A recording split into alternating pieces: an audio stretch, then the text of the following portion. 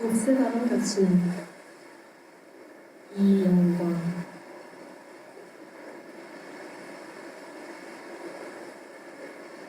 나는 다시 목마를 들고 앉아 생각하네. 당신과 함께 있으면 내가 좋아지던 시절이 있었네.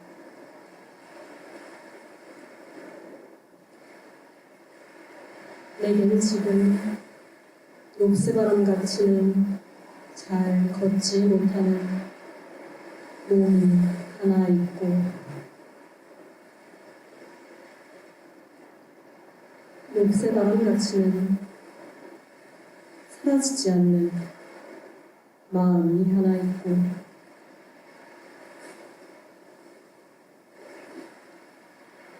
문질러도 피 흐르지 않는 생이 하나 있네.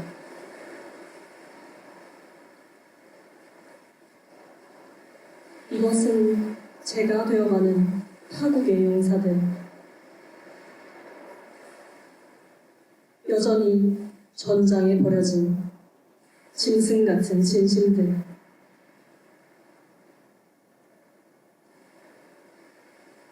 당신은 끝내 치유되지 않고 내 안에서 꽃꽃이 죽어가지만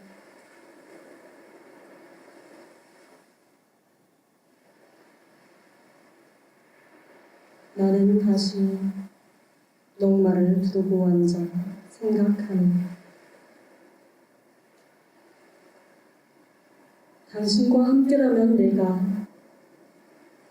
자꾸 내가 좋아지던 시절이 있었네.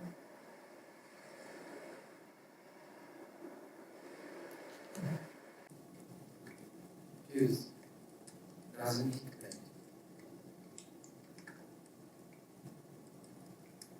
Günler gitgide kısalıyor. Yağmurlar başlamak üzere.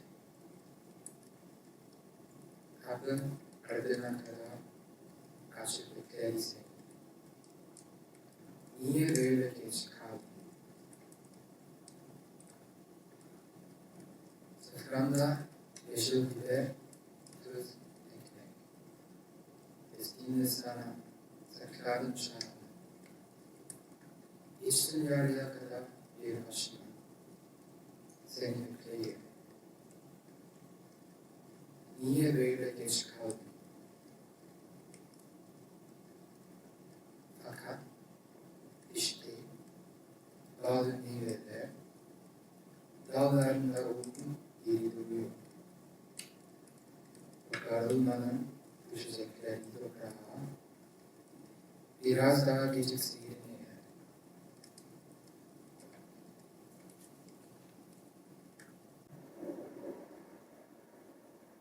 사랑합니다. 지금도. 내 모든 게 마음에 든다. 너는 말했다. 낮에과 노랑의 대비처럼. 사막을 걷는 중이라고 너는 말했다. 환상의 바다를 쏟으면서 너는 말했다. 시간은 가득한 거야. 달콤한 과일 속에 검은 벌레들. 내 심장은 밀랍사고 약속의 심지가 네가 뱉은 모래 속에서 타오른다. 너는 말했다. 아름다운 밤들이 오래전 쌓여 사막이 있을 거야. 밤이 에나멜 구두처럼 반짝거렸다. 맨발로 어디든 갈 수 있을 것 같았다.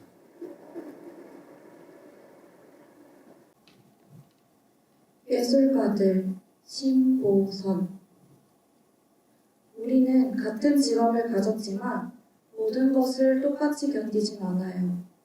방구석에 번지는 고요의 넓이, 쪽창으로 들어온 별의 길이, 각자 알아서 회복하는 병가의 나날들. 우리에게 세습된 건 재산이 아니라 오로지 빛과 어둠뿐이에요. 둘의 비례가 우리의 재능이자 개성이고요. 우리에게도 공통점이 있죠. 죽고 싶은 순간들이 셀 수 없이 많다는 것. 우리 중 누군가는 분명 요절할 테지만 정작 죽음이 우리를 선택할 땐 그런 순간들은 이미 지나친 다음이죠. 버스 노선에는 없는 정류장에 내려서 주변을 둘러볼 때의 어리둥절함. 그게 우리가 죽는 방식이라니까요. 보험도 보상도 없이 말이에요. 사랑? 그래, 사랑이요. 우리는 되도록, 아니 절대적으로 사랑에 빠지지 말아야 해요. 검은 수사, 재기 어린 저주, 기괴한 전개. 우리가 배운 직업적 기술이 사랑에 적용된다면 상상만 해도 소름 끼치지 않나요? 옛날 옛적 어느 선배가 충고했죠. 그대들이 만에 하나 사랑에 빠진다면 동백꽃이 지는 계절에 그러하길. 그것은 충분히 무겁고 긴 시간이라네. 간혹 우리 중 누군가가 사랑에 빠졌다는 소문이 들려요. 그리고 아주 끔찍한 일이 생겨났다는 뒷이야기도요. 우리의 사랑은 사내연의 따위에 비할 수 없어요. 버스 종점에 쭈그리고 앉아 영원히 흐느끼느니, 이별을 하면 돌아갈 집이 하루아침에 사라지느니, 그 사람이 버림받은 우리의 처량한 동료랍니다. 노동? 그래, 노동이요. 마지막 파업 때 끝까지 싸운 이는 노조 간부가 아니라 연극반원이었다네요. 그가 경찰에게 몽둥이로 얻어터질 때 3명이 피 흘리는 인간이 나타났다네요. 그 중에 겨우 살아나는 이는 조합원이고 죽은 이는 햄릿이고 가장 멀쩡한 이는 사느냐 죽느냐 그것이 문제로다 조차 못 외우는 초짜 배우였다네요. 남들이 기운차게 H빔을 들어올릴 때 저만 치서 뒷짐을 지고 콧노래나 흥얼거리지만 우리는 사실 타고난 손재주꾼이랍니다. 공장 곳곳에 버려진 쇠조각과 페인트로 불말의 꽃봉오리, 반기념비적인 바리케이드, 죽은 동지들의 잿빛 소상화를 담당하는 건 언제나 우리 몫이죠. 우리는 큰 것과 작은 것 사이, 이를테면 시대와 작업대 사이, 그 중간 어딘가에서 길을 잇고 길을 잃어요. 고통에서 벗어나는 건 고통의 양을 줄이는 것이 아니에요. 그건 뭔가 다른 세상을 꿈꾸는 거라고요. 우리는 벤담의 공장에서 자발적으로 해고됐다고요. 우리는 이력서에 특기는 돌발적 충동, 경력은 끝없는 욕망, 성격은 불안장애라고 쓰고 그것을 면접관 앞에서 깃발처럼 흔들어요. 그리고 제 발로 문을 박차고 걸어 나오는 거예요. 의기양양하게 그리고 지독히 외롭게. 우리의 직업 정신은 뭐랄까? 살고 싶다고 할까? 죽고 싶다고 할까? 아니면 조금 유식하게 해방이라고 할까? 네, 압니다. 알고 말고요. 우리가 불면에 시달리며 쓴 일기와 유서는 지나치게 극적이라는 것을. 생존? 그래, 생존이요. 언제부턴가 우리의 직업은 소멸하고 있어요. 죽은 노동이 산 노동을 대체하는 동안 얼마나 많은 동료들이 쥐도새도 모르게 사라졌는지. 모든 공문서에서 우리의 이름 위에 붉은 X자가 쳐져요. 기억? 그래, 기억이요. 나는 우리에게 벌어진 일을 잊지 않기 위해 이 글을 쓰고 있어요. 겨울바보 윤서주.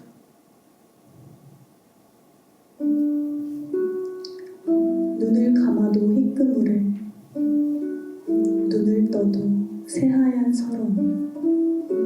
겨울이 되면 매연처럼 연기처럼 눈가루를 마신다. 폐에 닿아라도 녹지 않아. 차곡차곡 숨 담을 듯 지운다.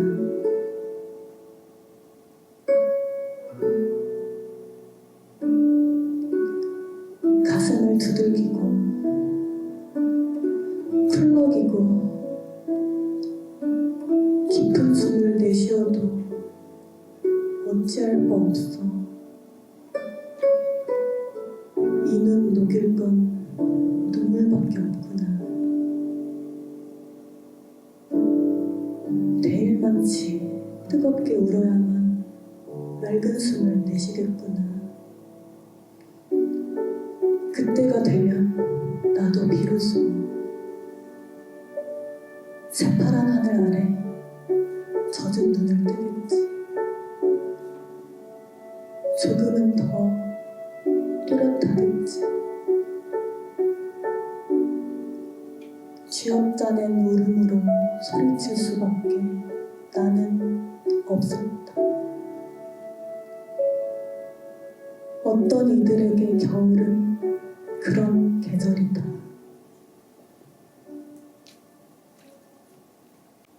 자화상 최승자. 나는 아무의 제자도 아니며 누구의 친구도 못 된다. 잡초나 늪 속에서 나쁜 꿈을 꾸는 어둠의 자손, 암시에 걸린 육신. 어머니, 나는 어둠이에요. 그 옛날 아담과 이브가 풀숲에서 일어난 어느 아침부터 긴 몸뚱어리의 슬픔이에요. 밝은 거리에서 아이들은 새처럼 지저귀며 꽃처럼 피어나며 햇빛 속에 저 눈부신 천성의 사람들, 저희들이 마시는 순순한 술은 갈라진 이 혀끝에는 맞지 않는구나. 잡초나 늪 속에 온몸을 사려감고 내 슬픔의 독이 전신에 발효하길 기다릴 뿐. 뱃속의 아이가 어머니의 사랑을 구하듯 하늘 향해 몰래 몰래 울면서 나는 태양의 사악한 꿈을 꾸고 있다.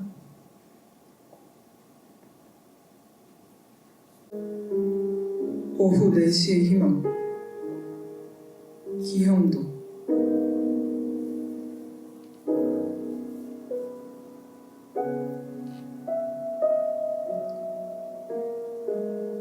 김은 블라인드를 내린다. 무엇인가 생각해야 한다. 나는 침묵이 두렵다. 침묵은 그러나 얼마나 믿음직한 수표인가. 내 나이를 지나간 사람들이 내게 그걸 가르쳤다. 김은 주저앉는다. 어쩔 수 없이 이곳에 한번 꽂히면 어떤 건물도 도시를 빠져나가지 못했다. 김은 중얼거린다. 이곳에는 죽음도 살지 못한다. 나는 오래전부터 그것과 섞였다. 습관은 악유처럼 안전하다. 김은 비스듬히 몸을 기울여 본다. 쏟아질 그 무엇이 남아있다는 듯이. 그러나 물을 끝없이 갈아주어도 저 꽃은 죽고 말 것이다. 빵 껍데기처럼. 김은 상체를 구부린다. 빵 부스러기처럼. 내겐 얼마나 사건이 많았던가. 콘크리트처럼 나는 잘 참아왔다. 그러나 경험 따위는 자랑하지 말게. 그가 텅텅 울린다. 여보게, 놀라지 말게.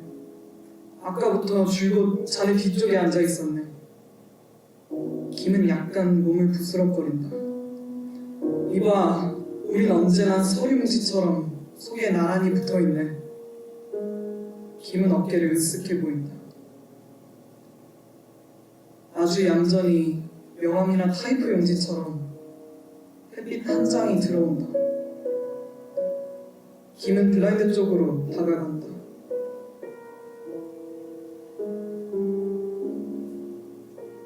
그러나 가볍게 건드려도 모두 무너진다. 더 이상 무너지지 않으려면 모든 것을 포기해야 하네. 김은 그를 바라본다. 그는 김 쪽을 향해 가볍게 손가락을 튕긴다. 무너질 것이 남아있다는 것은 얼마나 즐거운가. 과정을 즐긴다는 것은 얼마나 지루한가. 김은 중얼거린다. 누군가 나를 망가뜨렸으면 좋겠네. 그는 중얼거린다. 나는 어디론가 나가게 될 것이다. 이 도시 어디서든. 나는 당황하지 않을 것이다. 그래서 나는 당황할 것이다. 그가 김을 바라본다. 김이 그를 바라본다. 한번 꽂히면 김도 어떤 생각도 그도 이 도시를 빠져나가지 못한다. 그는 천천히 눈을 감는다. 나는 블라인드를 틈틈이 내렸었다. 또다시 어리석은 시간이 온다. 김은 갑자기 눈을 뜬다. 갑자기 그가 울음을 터뜨린다. 갑자기 모든 것이 엉망이다. 예정된 모든 무너짐은 얼마나 질서정연한가. 김은 얼굴이 이그러진다. 육교에서의 친구들 서효인. 낡은 육교를 지날 때 둘은 손가락을 걸쳤다가 승계의 마지막 칸에 와서야 깍지를 끼웠다. 그리고 다시 지상이었다. 눈이 오네. 눈을 보며 우린 모두 친구였는데 지금은 페이스북 친구다. 눈이 오면 눈이 온다고 사진을 찍어 남긴다. 눈 오는 날 먹기 좋은 메뉴를 파는 식당의 위치가 핀 고정되어 있고 너는 고향이 그대로고 나로서는 다행이다. 우리는 입시를 치르며 쌀랑물처럼 뿔뿔이 흩어졌지. 서로를 첫사랑이라 착각하거나 초콜릿을 나눠 먹거나 했지만 무엇 하나 남기질 못했지. 사진 한 장, 태그 한 개 없지. 눈이 왔었는데 그날의 눈발이 같은 기억인지 다른 기억인지 육교인지 지하상가인지 알 도리가. 그중 내가 착각했던 친구는 회복도 하질 않아. 도통 소식을 알 수가 없고 조금은 섭섭해서 양손을 모아 깍지를 낀다. 사진을 찍거나 핸드폰을 만질 손이 없어지고 그을리는 기억. 낡은 육교 아래를 전철은 흘러간다. 마지막 역에 와서야 깍지를 풀었다. 그리고 다시 지상이었다. 날이 좋네. 매 순간 최선을 다하지 못해 다행스러웠다. 아무것도 연결되어 있지 않아서, 아무것도 기억하지 않아서, 아무것도 보여주지 않아도 되어서. 눈을 보며 우린 모두 친구였지만.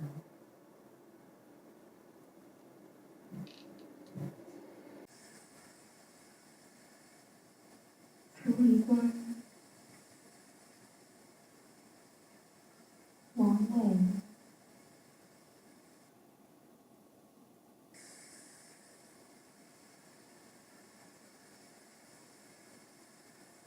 读作雍黄历，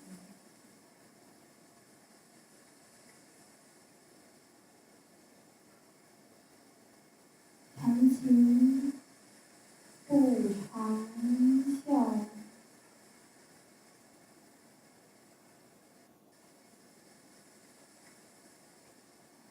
深林人不知。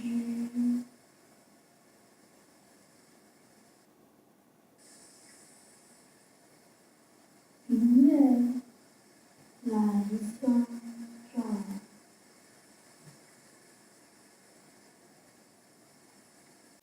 박솔매 인터내셔널의 강의.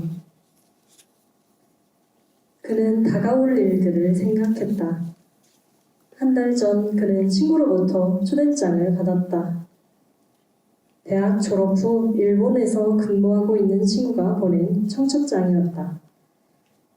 갈 수 없을 것이라고 생각한 그는 친구에게 거절의 연락을 하려다가 말았다. 결정을 미뤄두고 싶었다. 그러다가 그는 잠시 그 이후 자신이 한 일을 생각하고 있었는데 청첩장에는 참석이 가능한지 체크하는 용지가 있었다. 용지에 체크하고 다시 보낼 수 있게 봉투도 있었다. 그 외 안내지와 약도 등이 여러 장 들어있는 청첩장 봉투를 그는 여러 번 보았다. 그의 이름은 홍한솔이었는데 한글 이름이라 홍만 한자로 써있고 한솔은 한글로 써있었다. 청첩장을 받은 한솔은 그가 친구의 결혼식에 가기 위해 거쳐야 할 과정을 생각하다가 첫 번째, 두 번째 과정쯤에서 멈추었다. 결혼식에 가기 위해서는 여권을 갱신해야 했고 그 전에 사진을 찍어야 했다. 사진과 주민등록증을 근처 관공서에 가져가야 했다. 주민등록증과 실제 자신을 대조하는 작업을 거쳐야 한다. 몇 번을 거쳐야 할까? 잠시 생각하다가 모든 것을 거치고 일본의 공항에서 그 질문을 마주하는 장면을 생각한다. 마주하는 것, 맞닥뜨리는 것, 그 질문이 찾아오는 것, 혹은 그 질문이 떨어지는 것, 갑자기 휘몰아치는 것. 한솔에게 청첩장을 보낸 이는 김영우라는 친구로 김영우와 한솔은 고등학교 친구였다. 둘은 가까운 사이였지만 실제로 영우와 친한 것은 조유희였고 한솔도 조유희와 더 친했지만 대학에 들어간 후 유희는 둘 모두와 연락이 끊겼다. 영우는 이름만 들으면 다들 남자라고 생각했지만 셋은 공학고등학교 여자반에서 만나 친해진 사이였다. 한솔도 자신이 하고 있는 것을 이야기해보려고 잠깐 생각했는데 부산으로 간다. 부산에서 3일을 묵고 비행기를 타고 간사이 공항으로 간다. 간사이 공항에서 열차를 갈아타고 고베로 간다. 고베에서 영우가 예약해둔 호텔에 묵는다. 그 다음날 각도를 보고 아니 볼 필요도 없이 바로 옆에 있는 교회에서 진행하는 결혼식에 참석을 한다.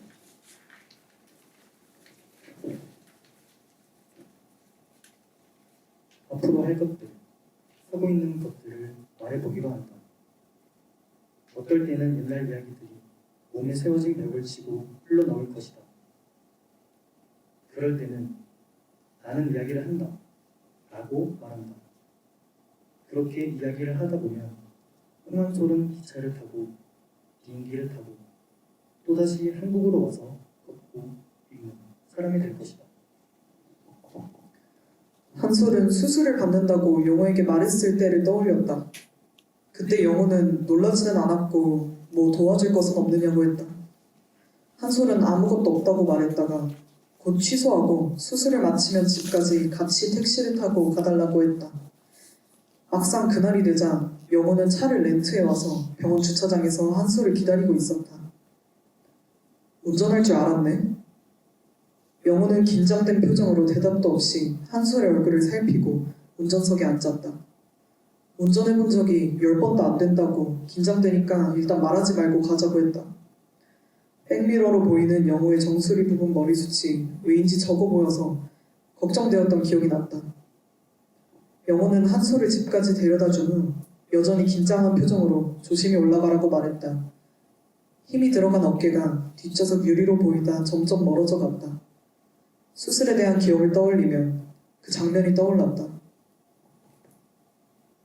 그때 받은 수술은 가슴을 제거하는 수술이었는데 그 이후 한솔에게 남은 선택지는 자궁을 제거하는 수술을 하거나 하지 않는 것이었다.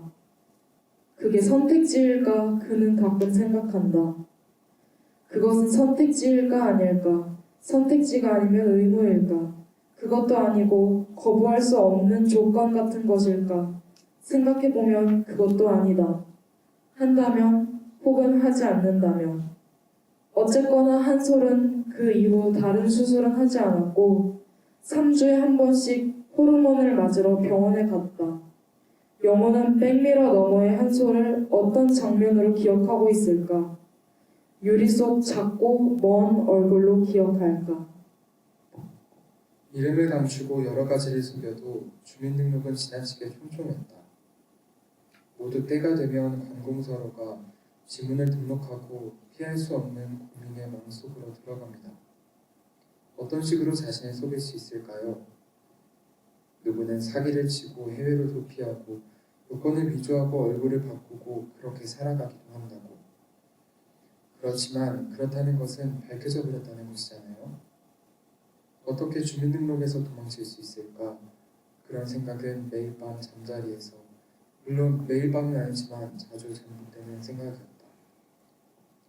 사라질 생각은 없지만 큰 잘못을 아직 저지르지 않았지만 어떻게 한국에서 사라질 수 있을까? 어떻게 숨을 수 있을까? 혹은 한국을 빠져나가 외국에서 다른 사람으로 살아갈 수 있을까? 김영호요.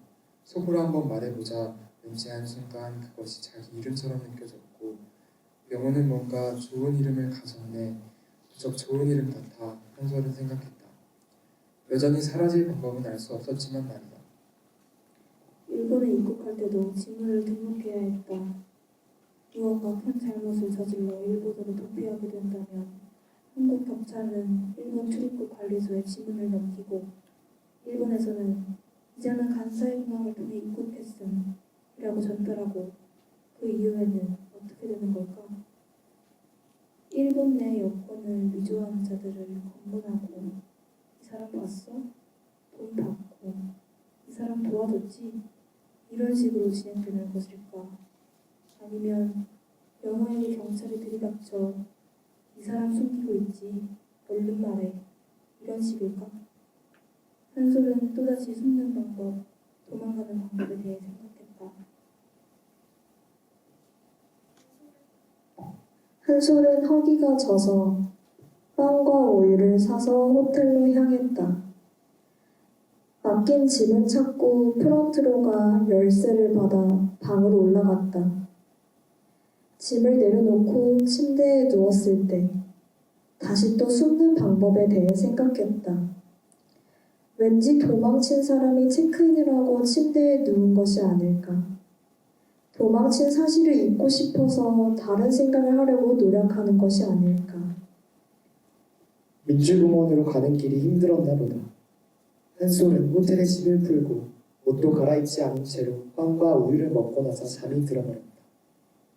벗어둔 겉옷은 하나씩 침대 아래에 떨어져 있었다. 몸이 어떻게 빠져나왔는지가 보이는 바지와 티셔츠. 한솔은 꿈에서 여러 개의 관문을 보았다. 책에서만 보던 동독의 검문소 같다고 할까. 한솔은 그곳을 여러 번 통과해야 했고 다른 사람들과 함께 준비한 서류를 들고 줄을 섰다. 서류는 가운데가 접힌 갱지였고 내용은 타자기로 입력되어 있었다. 그 위에 만년필로 덮은 진 설명이 있었고 모든 글자는 독일어처럼 보였다. 함께 차례를 기다리던 다른 이들은 빠르게 창구를 통과하여 다들 어디론가 사라졌다. 창구에 앉아있는 딱딱한 제복의 외국인 남자가 한솔의 번호를 불렀다. 그 사람은 외국어로 말했고 한솔은 한국어로 대답했지만 서로의 의사소통에는 아무 문제가 없었다.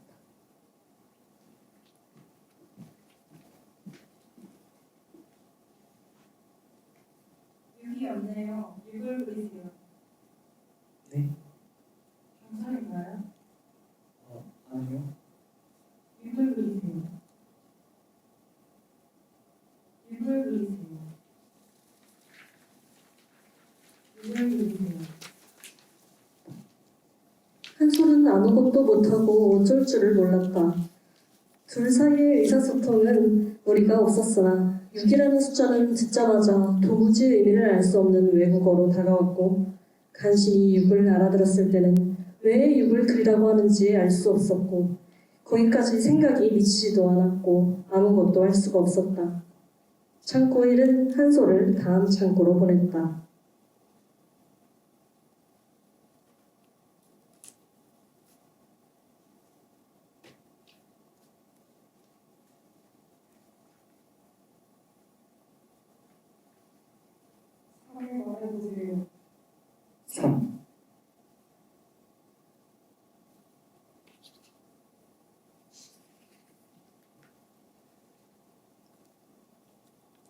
여기에 어떻게 오신 거죠? 서류 형식이 다르네요. 당신은 경찰이 아닙니까? 아니요, 몫으로 일했습니다. 경찰이 아니면 이 창구로 올 수가 없습니다.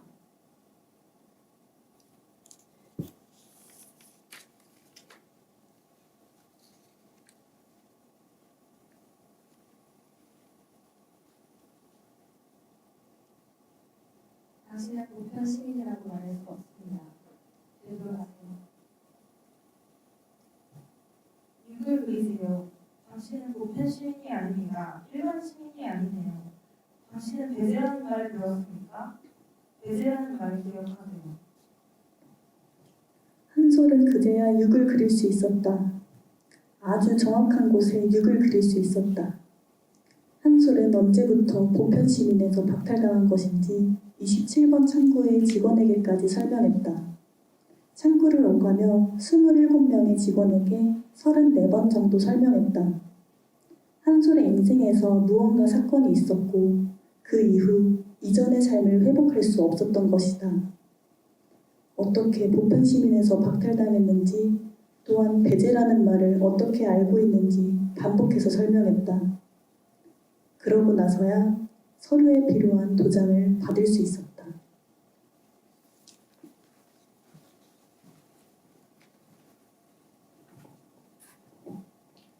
실제 한솔이 여권을 받을 때 구청 직원들은 한솔의 주민등록상 성별이 여성일 거라 생각하지 못하고 군필 여부만 여러 번 물었다. 이 질문을 제대로 답하지 못하면 군대를 가지 않은 20대 젊은 남성이 어떻게든 해외에 나가고 싶어서 여권을 만들러 온 것이라고 생각하는 것일까? 한솔이 설사 20대 젊은 남성이라 해도 아니 군복무를 마치지 않은 20대 남성이라면 더욱 여권을 만들어 외국을 여행하기는 어려운 것이다. 몸을 먼 곳으로 보내기가 자신을 어딘가로 옮기는 것에 많은 관문이 놓여있는 것이 선명히 보였다. 지문은 분명했고 2로 시작하는 뒷번호는 생생했다. 이제 핸드폰도 지문으로 락 언락이 가능하잖아요. 제가 어디로 쏟았다면 저의 아이폰으로 저의 지문을 비껴가세요. 속으로 지문을 하고 중얼거렸다. 너무나 해외에 나가고 싶어하는 21살의 군 미필 남성을 생각했다. 그 사람은 아주 짧은 유효기간을 가진 여권을 만들 수도 있고 만들 수도 없다. 수술 사실을 밝히지 않는다면 정말 꿈처럼 27명의 공무원을 만나게 되었을지도 모른다. 수상한 사람이 되고 의심을 받고 정체를 밝히기를 요구받을 것이다. 수술 사실을 밝히면 수상하지 않은 의심할 수 없는 사람이 되는 건가? 꿈의 이번 창구 직원처럼 그냥 도장을 찍어준 사람들을 생각했다. 나에게만 좋은 사람일 그들은 행정과 시스템에 불화하며 집에 가서 잠을 자고 꿈을 꾼다. 얼굴만 다른 직원들의 같은 질문에 지쳐 수술 사실을 밝히자 마지막으로 물은 그는 아 그렇군요 라고 말하며 다른 직원들과 짧게 이야기를 나눈 후 며칠 뒤 여권을 찾으러 오라고 말했다. 아무 일도 일어나지 않는군. 한솔은 집으로 돌아오는 길에 파치 든 찹쌀 도넛을 7개 사먹었다. 명호의 결혼식에 가야겠다고 결정을 한 것은 가지 않으면 가지 않은 사실을 복귀할 것이 걱정되었기 때문이다. 한솔은 그러고 싶지는 않았다. 이상한 예감이었지만 이 결혼식에 가지 않으면 점점 더 명호를 만나기 힘들어질 것이라는 생각도 들었다. 앞 일을 생각하는 것은 아니지만 당연한 것일지도 몰랐다. 영호는 영호대로 바쁠 것이고 아이가 생길 수도 있고 그렇다면 더 바빠질 것이고 점점 더 일본에서의 생활에 익숙해질 것이다. 한솔은 조금씩 변해갈 자신의 모습을 영호에게 자꾸 보여주고 싶었다. 그런 생각을 하다 보니 한솔은 왠지 다시 도망치다 늙은 사람의 기분이 되어 20년 전 친구의 결혼식에 가지 못하는 것으로 나의 삶은 하고 중얼거리며 중년 남성의 얼굴을 하게 되었다. 당신은 배제라는 말을 압니까? 꿈에서 창구의 공무원은 물었다. 배제를 완전히 이해하고 체득한 자를 통과시켜 주었다. 그것이 꿈의 논리였다. 배제를 알지 못하면 배제를 배워야 할 것이다. 밖에서, 세상에서. 한솔은 옛날 이야기를 하는 사람, 책을 읽는 사람이므로 별 수 없이 보수동 헌책밭 골목으로 향했다. 여러 낡은 책들의 책등을 구경하고 있을 때 모르는 긴 숫자의 번호로 전화가 걸려왔고 화면에는 국제전화 표시가 떴다.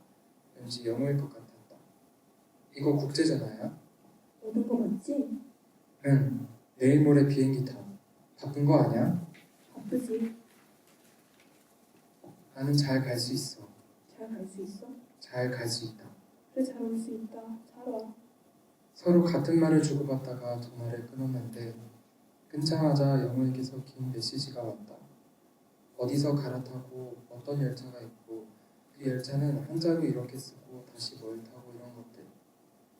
나는 내가 혼자 서 있는 사람이라고 생각하지 않아. 혼자 서 있을 때가 있지만 한솔은 그런 말을 생각하고 있던 것도 아니었는데 왠지 모르게 그런 말이 터져나와 내뱉어버렸다. 나는 혼자 서 있는 사람이야. 나는 혼자 서 있고 가끔 벼랑 끝에 서 있고 지금도 혼자 있다. 외롭거나 고독한 것, 처참하고 우울한 것과 무관하게 모든 개인처럼 혼자 서 있다. 혼자 서 있는 사람으로 서 있다. 나는 모든 혼자 서 있는 사람처럼 서 있나? 아니면 나는 다른 사람으로 모든 사람들과 다르게 혼자 서 있나? 아니, 나는 혼자 서 있고 멀리 다른 혼자 서 있는 사람들이 있다. 한참 걷다 호텔로 돌아왔다. 거울에는 여전히 붉은 얼굴의 소년 같기도 청년 같기도 한 자신의 얼굴이 보였다. 내일 들고 갈 짐을 다시 한번 확인하고 왠지 웃음이 나와 웃으며 화장실로 가 옷을 급히 벗어 문 밖으로 던지고 샤워기 아래에 섰다. 턱과 목과 손목의 뼈를 두드려 보았다. 여기에 있는 것들, 어디에 있는 사람, 서 있는 나와 떠 있는 나를 생각했다. 한솔은 욕조에 마개를 맞고 앉았다. 그렇게 어딘가로 흘러가고 있는 것들을, 그것들만을 생각했다. 한솔은 고베로 가는 열차를 기다리며 주머니에 든 수첩을 폈다. 거기에는 비행기 안에서 쓴 짧은 메모가 있었다. 공항 리무진을 타며 센티멘털한 기분이 들었다. 왜일까? 여전히 F로 표시된 여권과 입국 확인서에 체크한 F를 볼 때는 잠깐 멈칫했지만 뭔가 이 장면이 머릿속에 사진처럼 찍혀있는 기분이 들었는데 곧 다음, 그리고 다음을 향해 할 일을 하고 있었다. 입국장의 직원은 마스크를 한 채 지루한 표정으로 검지손가락 2개를 들여보였다. 한솔은 언젠가 책에서 읽었던 제일 교포들의 지문 야인 거부운동이 떠올랐다. 한솔은 아무런 거리낌이 없이 없다는 듯이 지문을 입력하고 문을 통과했다. 며칠 전의 꿈들, 당신은 하고 묻던 질문들이 건조한 공항 안을 먼지처럼 떠다녔다. 공항을 나와 영우가 알려준 대로 열차를 타러 향했다. 왠지 모든 것이 좋았고 모든 것이 좋았다. 한솔은 문이 열린 열차 안으로 들어가 앉았다. 귀에 들리는 외국어를 음악처럼 들으며 할 수 있는 것들을 생각했다. 손에 든 수첩에 방금 떠오른 말을 썼다. 모든 것이 좋았다.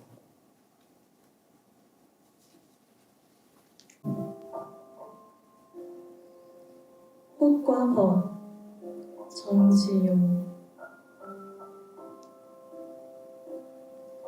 석병 깎아지른 안돌이 지돌이 한나절 기고 돌았기 이제 다시 아슬아슬하구나.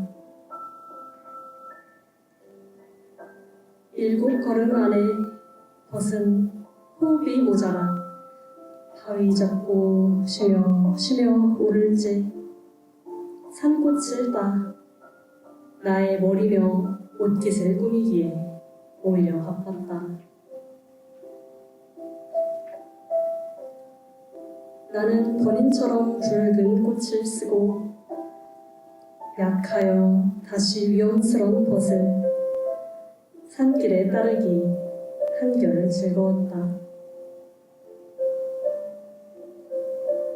새소리 끓인 곳, 흰 돌 이마에 휘달아서는 다람쥐 꼬리로 가을이 짙음을 보았고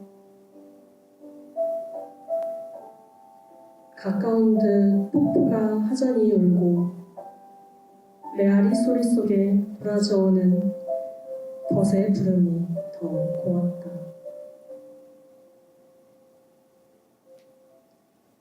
삽시 연습해오는 빛낯을 피하여 짐승이 버리고 간 석구를 찾아들어 우리는 떨며 줄임을 의논하였다.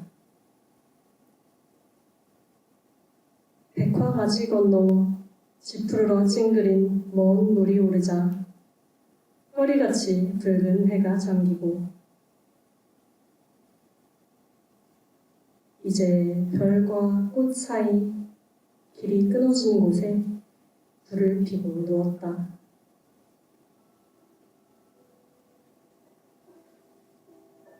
낙타털 캐트에 굽인 채 벗은 닌에 나비같이 잠들고 높이 구름 위에 올라 나르시 잡힌 벗이 도리어 아내같이 예쁘기에 눈 뜨고 지키기 싫지 않았다. 일란성 슬픔, 쌍둥이 슬픔, 유선희. 정확히 같은 부분이 고장나야만 이해할 수 있는 슬픔이 있지. 울면서 방문을 노크하는 너를 붙잡고 무슨 일이냐고 다그쳐 묻지 않아도 된다는 뜻. 수면으로 길을 쓰고 올라오는 기포처럼 밤마다 슬픔이 꼬르륵 찾아오는 이유를 묻는 내게 별다른 대답은 필요 없다는 뜻. 네가 모르면 나도 모르니까. 네가 고장난 그곳이 나도 아파. 이건 그냥 슬픔. 그냥 똑 닮은 슬픔. 슬픔이 끌어넘치는 날에는 식탁에 모여 묵묵히 라면 봉지를 뜯고 척척 냄비를 올리지. 우리는 겨우 잠든 신생아 같은 울음이 깨지 않도록 필담을 나눈다. 우리가 엉클리고 있던 양수 속 기억해? 10달 동안이나 우리가 익어가던 물속. 하나의 남자가 2명의 인간으로 부글부글 분열하던. 그게 라면 국물이었다면 정말 좋았겠다. 라면에 넣은 계란 노른자였다면 정말 좋았겠다. 그럼 다 먹어버렸을 텐데. 식탁에 튀기면 마른 행주로 다 닦아버렸을 텐데. 우리는 라면 앞에 둘러앉아 침묵 속에서 불어터진 글자로 이야기한다. 너의 글자는 도둠체를, 나의 글자는 밭경채를 닮아있지만 우리가 견딘 하루의 내용은 정확히 같고 너는 슬픔을 각주로 달고 나는 슬픔을 미주로 달지만 우리의 눈물은 정확히 같은 온도에서 끓어오르지. 둘만 아는 치료, 둘만 아는 위로. 면발이 10도에 들이찰 때까지 라면을 먹는다. 화학물질이 뇌에 들이닥칠 때까지 모아둔 알약을 쪼개 먹는다. 너를 위해 처방된 진정제를 내가, 나를 위해 만든 라면을 네가, 너를 위해 사온 라면을 내가, 나를 위해 조제된 수면제를 너가. 와구 와구. 각자의 방으로 자러 가야 할 때가 오면 우리는 정확히 같은 환영을 본다. 너는 그걸 괴물이라 적고 나는 그걸 허기라 적지만 우리의 묘사는 정확히 같다. 추운 밤에도 펄펄 끓는 것. 손을 가져다 대면 너무 뜨거워 얼른 뒷걸음질 치지만 꼭 잡고 아른거리는, 가물거리는 그것. 밤마다 잡고 우겨넣고 싶은 그것. 먹다 남길 라면처럼 식으면 2배로 불어나는 슬픔. 먹어도 줄어들지 않는 일란성 슬픔, 쌍둥이 슬픔. 이게 모두 거짓말이었으면 좋았겠다. 그치? Die wandelnde Glocke. Johann Wolfgang von Goethe. Es war ein Kind, das wollte nie zur Kirche sich bequemen. Und sonntags war es stets ein Wie, den Weg ins Feld zu nehmen. Die Mutter sprach, die Glocke tont, und so ist dir's befohlen. Und hast du dich nicht hingewöhnt? Sie kommt und wird dich holen. Das Kind, es denkt, die Glocke hängt da droben auf dem Stuhle. Schon hat's den Weg ins Feld gelenkt, als lief es aus der Schule. Die Glocke tönt nicht mehr, die Mutter hat gewackelt. Doch welch ein Schrecken hinterher, die Glocke kommt gewackelt. Sie wackelt schnell, man glaubt es kaum. Das arme Kind im Schrecken, es läuft, es rennt, als wie im Traum. Die Glocke wird es wecken. Doch nimmt es richtig seinen Husch und mit gewandter Schnelle, es eilt durch Anger, Feld und Busch zur Kirche und Kapelle. Und jeden Sonnenfeiertag gedenkt es an den Schaden, lässt durch den ersten Glockenschlag nicht in Personen sich laden.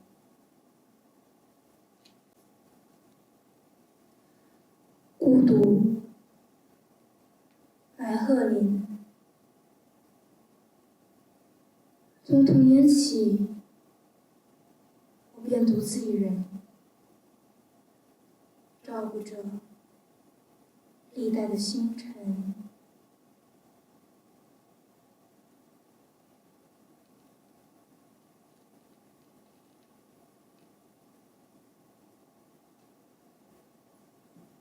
当年我不懂得孤独，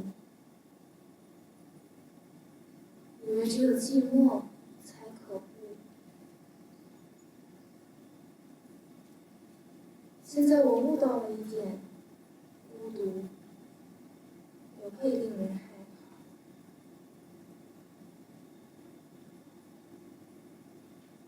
没有人能真正理解内心深处的快乐和悲伤，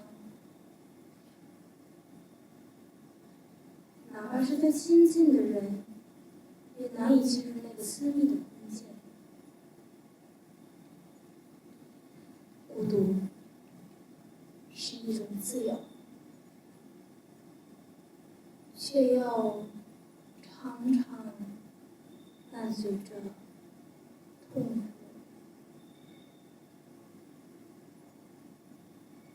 没有人能够真正做到完整独立，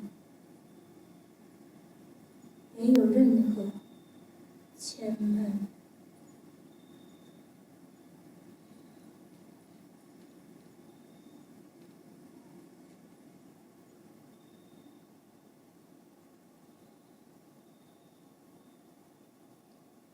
我不再害怕孤独，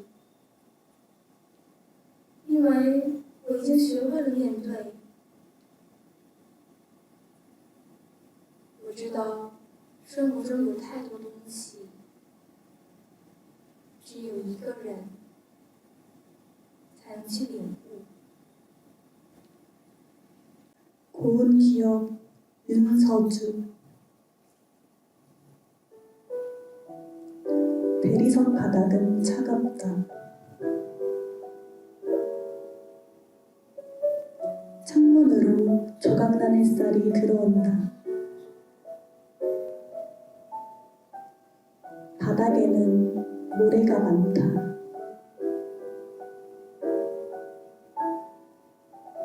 묻을 수 없을 만큼 얇지만 가르지는 못할 만큼, 메울 수 없을 만큼이지만 껴안지는 못할 만큼 쌓여 있다. 깔려 있다. 평범한 누군가의 구멍난 양말을 닮은 베이지색 모래알. 반짝이는 것들만이 온기를 갖는다. 사락사락, 바각바각, 발바닥 주름 사이사이 하늘은 앵겨온다. 집에 데려가면 혼날 테지. 종아리에 비비적 발을 문댄다. 쓰레바지 끄트머리 서걱서걱 빗자루 틈으로 빠져나가 미처 당기지 못한 알갱이들. 손목이 아려올 때까지 비지를 한다. 모래성을 쌓았다. 매번 그랬듯 창문 너머 바람이 불어오고 나는 또다시 빗자루를 쥐었다. 바닥에 모래가 너무 많다. 희망록 김경미. 햇빛에 지친 해바라기가 가는 목을 담장에 기대고 잠시 쉴 즈음 깨어보니 24살이었다. 신은 머리카락까지 조리며 숨어 있어도 끝내 찾아주려 노력하지 않는 거만한 술래여서 늘 재미가 덜했고 타인은 고스란히 이유 없는 눈물 같은 것이었으므로 24일째 가을은 더듬거리는 말소리로 찾아왔다. 꿈밖에서는 날마다 누군가 서성이는 것 같아 달려나가 문 열어보면 아무 일 아닌 듯 코스모스가 어깨에 묻은 이슬바를 툭툭 털어내며 인사했다. 코스모스. 그 가는 허리를 안고 들어와 아이를 낳고 싶었다. 석류소처럼 붉은 잇몸을 가진 아이. 끝내 아무 일도 없었던 24살은 좀 더 행복해져도 괜찮았으련만. 굵은 입술을 가진 산두목 같은 사내와 좀 더 오랜 거짓을 겨루었어도 즐거웠으련만. 일이 많이 남은 행복과 거짓에 이젠 눈발 같은 일을 가진 아이나 웃어 죽는지 아무 일 아닌 듯해도. 절벽 위인들 걷지 못하랴 강물 위인들 절벽엔들 꽃을 못 피우랴 강물 위인들 걷지 못하랴. 문득 깨어나 25살이면 쓰다만 편지인들 다시 못 쓰랴. 올해 소식 전하지 못해서 죄송했습니다. 실나처럼 가볍게 살고 싶어서였습니다. 아무 것에도 무게 지우지 않도록. 새로운 호흡법. 노브 이스파소 리하니아. 문보영. 왼쪽 콧구멍에 닭다리가 삐죽 날아있는데 다른 사람에게도 보인다는 게 문제다. Проблема-то, что куриная ножка зазревает в гребе назрев, и это может быть окружающий. 언젠가 한 번 짚고 넘어갈 문제이긴 했다. Эта проблема нужно было как-то решить. 나의 왼쪽 콧구멍은 확실히 막힌 느낌이다. Моя левая ноздря определенно забита. 오늘 밤 나는 닭다리를 잡아당겨 보았다. Однажды вечером я попытался вытащить куриную ножку. 그것은 끈적한 콧물에 휩싸인 채 쑥 빠져나왔다. Это вытекло вместе с липким насморком. 이토록 쉬울 줄 알았더라면 이렇게까지 참지 않았을 것이다. Если бы я знал, что все будет так просто, я бы не терпел это так долго. 내 안의 어둠이 물살처럼 빠져나간다. Cinta berteriminnya uhuj kepalna hati. 나는 이제 무게가 조금 덜 나갈지도 모른다. Возможно, теперь я вижу немного меньше. 어제와 오늘은 수상하리 마치 비슷하다. Вчерашний и сегодняшний подозрительно похож. 코에서 빼는 닭다리를 본다. Я смотрю на куриную ножку, вытащенную из носа. 이제 난 숨을 다르게 쉬어야 하는데 그건 분명 재미있는 일이거나 곤란한 일일 것이다. Теперь мне приходится дышать по-другому, что очевидно, забавно или сложно. 페루 이재리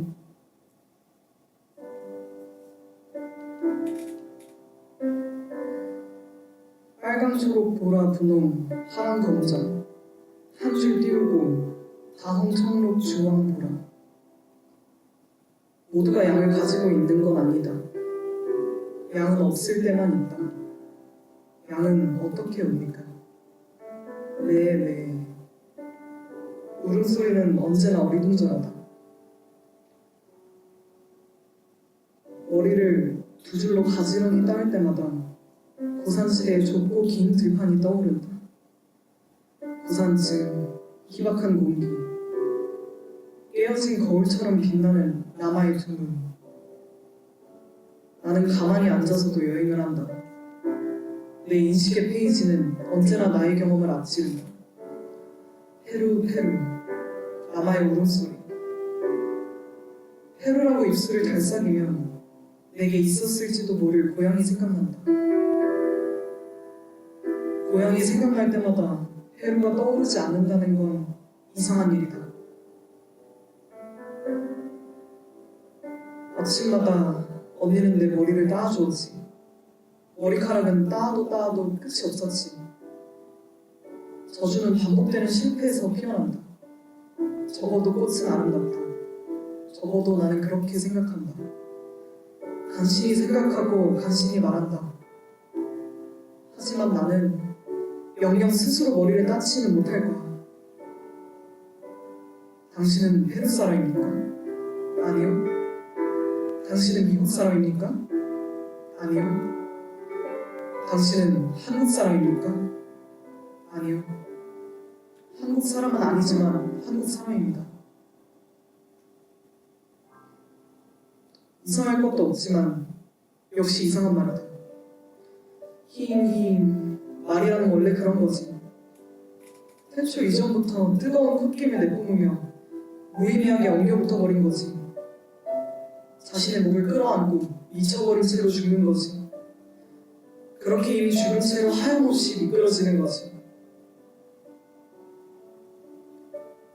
단 한 번도 제대로 말해본 적이 없다는 사실이 안심된다. 우리는 서로가 누구인지 알지 못한다. 말하지 않는 방식으로 말하고 사랑하지 않는 방식으로 사랑한다. 길게 심호흡을 하고 노을이 지면 불을 피우자. 고기를 굽고 죽지 않을 정도로만 술을 마시자. 그렇게 얼마간만 좀 널브러져 있자. 고향에 대해 생각하는 자의 비애는 잠시 접어두자. 페루는 고향이 없는 사람도 갈 수 있다. 스스로 머리를 딸 수 없는 사람도 갈 수 있다. 양이 없는 사람도 갈 수 있다. 말이 없는 사람도 갈 수 있다. 비행기 없이도 갈 수 있다. 누구든 언제든 아무 의미 없이도 갈 수 있다. 두마의 베스트 이수승. 문방구에 갔어. 풍선껌1통 주머니에 넣고 300원짜리 주식불 얼린 것도 하나 샀어. 나무 막대로 팍팍 긁어서 오늘 너무 더워 말하는 너부터 한 입 주고. 어때? 시원해? 차가운 듯 뜨거운 듯. 너는 대답 없이 눈을 질끈 감았어. 깍지 낀 손을 앞뒤로 흔들면서 놀이터로 갔어.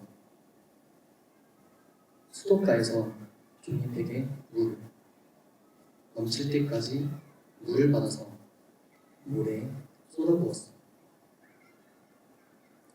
네 손을 밑에 두고 그 위에 내 손을 포개어 놓고서 젖은 모래를 급격히 쌓아 올렸지. 두드려야 단단해져. 우리는 모래를 툭툭 다독였어. 내 손이 네 손등을 짓누를까봐 손가락에 힘을 주고 버틴 걸 너는 알까? 꼼지락대지 마. 간지러워. 네가 환하게 웃으며 말할 때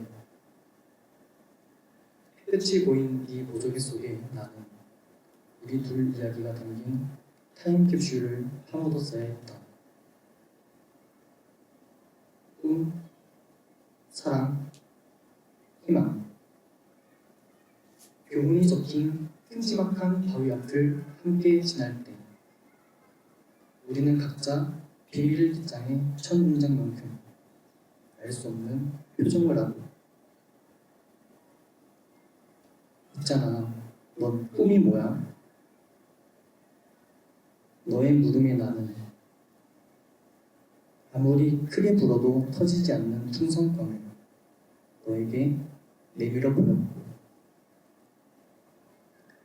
너는 너에게 말할 수 없었던 내 꿈을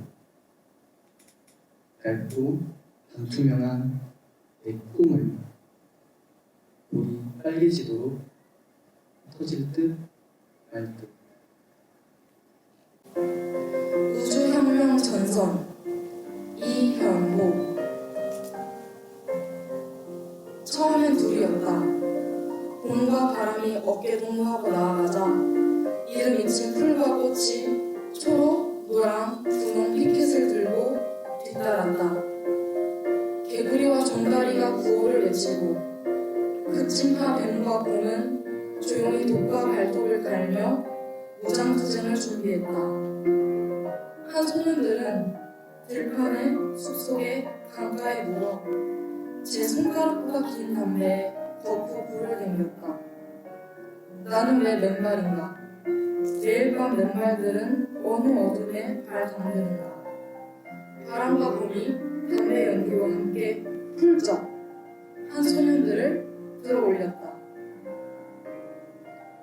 황사주의보 아래 경계 근무 중에 구르는 총구에 특공대 나비가 내려앉는다. 행군 중인 군장 위로 특수부대 잠자리가 낙하한다. 이건 문학적 수사가 아니다. 전쟁은 늘 현재 진행형. 세상의 모든 군인이 일시에 무기를 내려놓는다. 평화를 위협하는 건 순진한 상상이 아니라 상상하지 않는 순진함. 가난한 집에서 시작한 행진은 우주를 횡단하여 다시 가난한 집에서 끝났다. 봄, 바람, 풀, 꽃, 개구리, 종다리, 뱀, 한 소년들, 군인들이 촛불 한 자루뿐인 가난한 상에 둘러앉았다. 나눌 것이 풍족했다. 가난했기 때문에. 라디오 해적 방송에서는 여름, 가을, 겨울이 다른 우주에서 혁명 준비 중이라는 소식을 발신했다. 처음엔 혼자였다. 혁명은 1인칭 단수. 저 동굴에 처음 그림을 그린 이는 횃불을 든 한 마리 짐승. 한자로 촛불이면 좋겠다. 우리 안을 밝히는 데는.